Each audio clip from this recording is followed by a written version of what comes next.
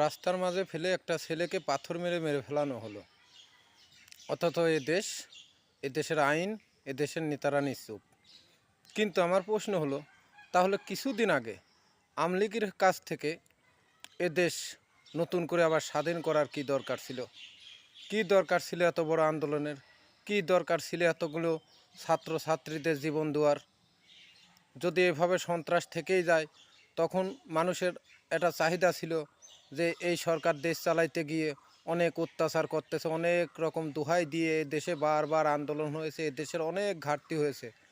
এত ঘাটতির পরে, এত জীবন দেওয়ার পরে, এই দেশকে স্বাধীন করার পরে আবার এখন যারা এইভাবে অত্যাচার করতে, তাদের বিচার কি হবে না?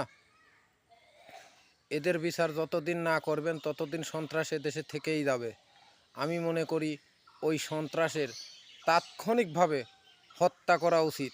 সে জনগণই হোক, আর আইনই হোক, আর কোর্টের ফাঁসি হোক, তার বিচার খুব জরুরি প্রয়োজন। কিন্তু তার একার বিচার করলে হবে না।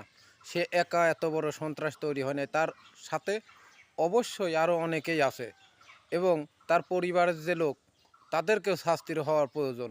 কারণ ওর অসৎ ইনকাম, ওর পরিবার খেয়ে খেয়ে আনন্দে ঘুরছে, কিন্তু কোনো দিন তার থামতে বলেনি, শুধু উৎসাহিত হয় আর খুশি হয়।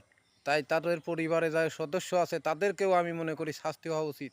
এভাবে যদি শাস্তি দেওয়া যায়, তাহলেই গিয়ে আস্তে আস্তে সন্ত্রাস দমন হবে, তাছাড়া সম্ভব না। কেন উনি বিএনপি করে বলে কি ওনার বিচার হওয়া উচিত না?